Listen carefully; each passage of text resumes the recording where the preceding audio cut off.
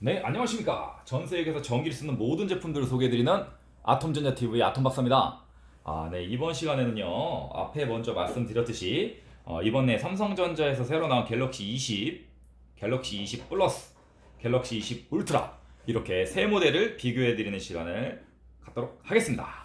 그럼 일단, 앞에서 먼저 언박싱을 소개해드렸으니까요, 상품 먼저 바로 개봉해서 보여드리도록 하겠습니다. 먼저 이 상품이 지금 갤럭시 S20 모델이고요. 그리고 제가 이 상자를 보다 보니까 특징이 이게 지금 회색 모델이잖아요. 그렇죠? 이렇게 그레이 색상으로 있는 상품은 여기 박스에도 보면 뭐 가운데가 그레이 색상이고요. 이렇게 짠! 예, 블랙 색상으로 나온 상품은 보이시나요? 네. 이렇게 케이스가 블랙인 상품, 케이스의 블랙인 상품은 역시 상품 블랙입니다. 이건 가장 기본적인 부분인데 겉으로 보셔도 알 수 있는 부분이어서 이거는 간단하게 말씀을 드렸고요. 짠, 이 상품이 S20 플러스 상품입니다. 전부 5G 모델, 5G 모델로 되어 있는 상품들이고요. 한번 비교를 해드리도록 하겠습니다. 크기는 이게 겉으로 보니까 그냥 똑같이 생긴 것 같아요. 버튼도 전부 한쪽으로 다 들어가 있고 전부 이렇게 사이즈별로에 대한 차이, 크기 차이에 대한 부분하고 카메라에 화소가 많이 들어가 있는 부분 때문에 두께에 대한 차이, 뭐 이런 차이가 가장 대표적인 차이라고 볼 수 있을 것 같습니다. 기본적으로 이제 신형들이 나오면서 가장 많이 화두가 되고 있는 부분이 카메라 부분이거든요. 디스플레이는 어차피 전부 아모레드 디스플레이를 사용을 하고 있기 때문에 상당히 깨끗한 화질을 구현을 하고 있고요. 실질적으로 처음 구동을 했을 때 이런 기본 S20하고 S20 플러스는 기본 같은 배경을 사용을 하고 있고 울트라만 약간 이런 물거품 같은 포도송이 같은 이런 이미지를 사용하고 있다는 부분에 대한 뭐 차이로도 이렇게 좀 구분을 보실 수가 있고 요렇게 기준으로 해서 봤을 때 가장 큰 차이는 바로 이 전면 카메라입니다.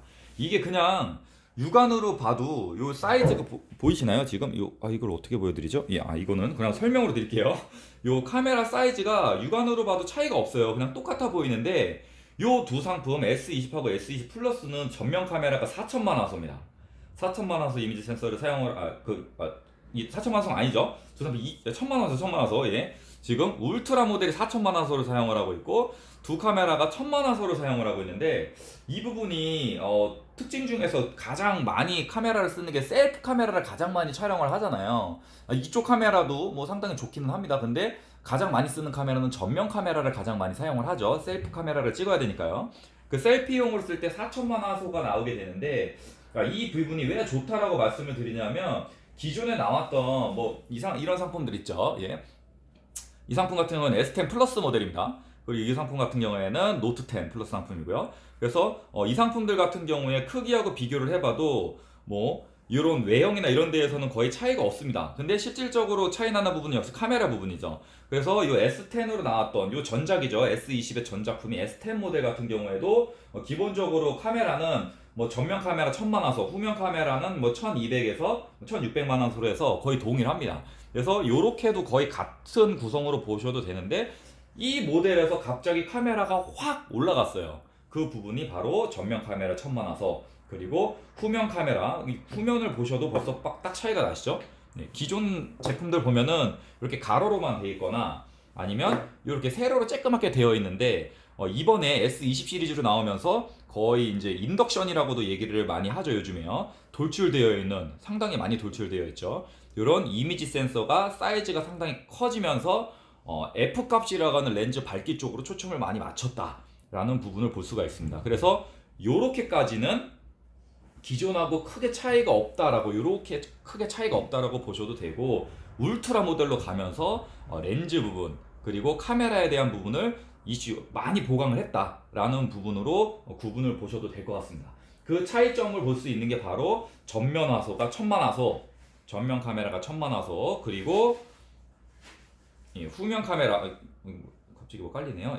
후면 카메라가 1억 800만 화소라는 부분을 차이점으로 볼 수가 있고요. 그 다음으로 이어지는 게 역시 화면 사이즈가 커지면 커질수록 배터리 스태미너가 같이 늘어나게 되겠죠. 화면 크기가 크기 때문에 배터리 스태미너가 기존에는 4500mAh, 4500, 4000mAh 이렇게 그래서 4000에서 4500mAh로 되어 있고 이번에 울트라로 새로 나온 상품이 5000mAh.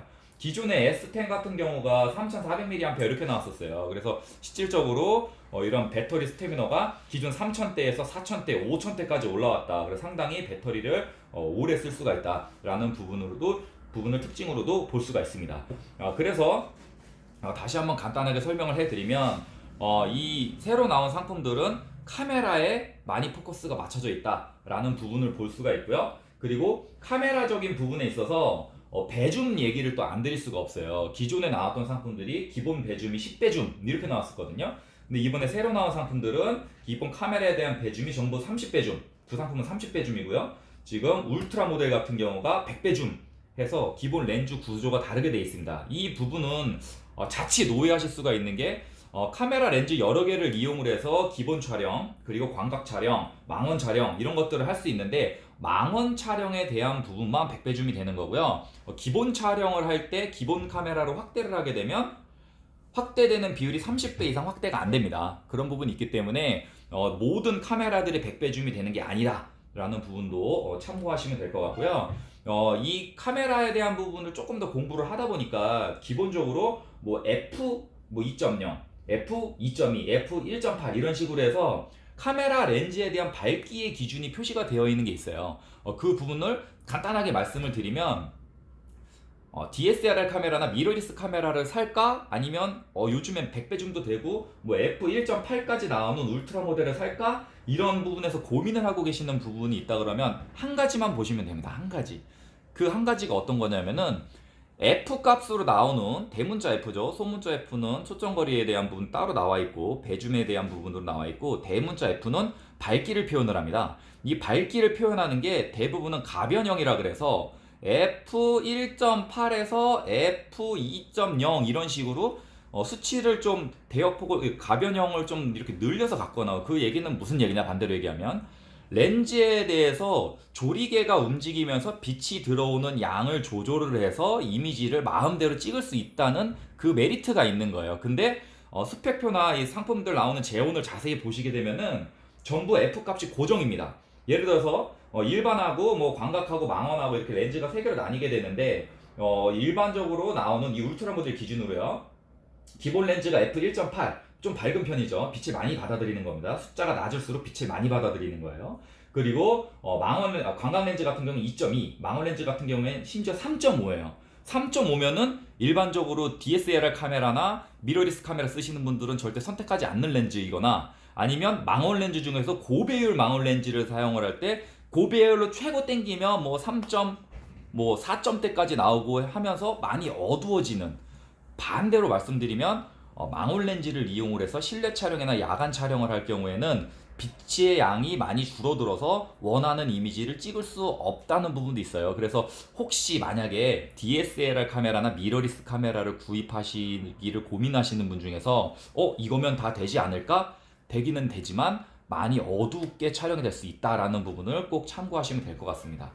그리고 지금 상품들 가격대가 거의 뭐 100만원대 후반, 뭐 150만원, 160만원대까지 금액대가 나오는데 일반적으로 렌즈가 하나, 둘, 셋, 넷, 5개 렌즈가 들어가 있죠. 이 5개 렌즈를 기준으로 해서 일반 카메라를 구입을 한다라고 보시면 렌즈 가격이 평균 20만원에서 뭐 망원 렌즈 같은 경우는 100만원 뭐 그 이상 호가하는 렌즈들도 있습니다. 그러면 그냥 20만원이라고 잡고 렌즈가 5개가 들어가 있다. 그러면 DSLR 카메라나 이런 수동 카메라, 미러리스 카메라를 구입할 때 렌즈 값만 100만원이 넘게 들어갑니다. 네, 그래서 울트라 모델이 뭐 160만원대 금액이 나오면 너무 비싼 거 아니냐 이렇게 말씀하시는 이런 시청자분, 구독자분들도 계시는데 이런 카메라 부분에 대한 부분 그리고 최초로 1억 화소가 넘는 그런 이미지 센서를 사용했다라는 부분 그런 부분들을 고려해 봤을 때 절대 금액이 비싼 거는 아니다 라는 부분을 한번 설명해드리고 싶어서 오늘 이 영상을 찍게 되었습니다. 그리고 제가 이번에 1억 800만 화소에 대한 부분이 어떻게 더 유용할까라는 부분을 활용을 하다 보니까 손떨림이 되게 많이 가요. 그래서 다음 시간에는 제가 이 울트라 모델을 손떨림 없이 어떻게 찍을 수 있을지 그 관련된 영상을 한번 컨텐츠를 찍어보는 그런 시간을 갖도록 하겠습니다. 이번 시간에는 이렇게 모델을 기존에 나왔던 시리즈별로 해가지고 한번 비교를 해드렸는데요. 어떻게 좀 도움이 되셨나요? 여러분들께서 구독을 눌러주시면 제가 아톰 박사가 컨텐츠 제작하는데 많은 도움이 됩니다. 많은 힘이 되고요. 구독 한 번씩 눌러주시고요. 다음 시간에는 더 유용하고 더 재미있는 기능으로 찾아오는 그런 아톰 박사가 되도록 하겠습니다. 그리고 이쪽에 보이시나요? 예, 지금 시점에서 이 울트라 모델을 구입하시면 사은품으로 버즈가 나갑니다. 네, 이 버즈도 한 15만원, 16만원 정도 가죠. 버즈 플러스 신형 상품이에요. 네.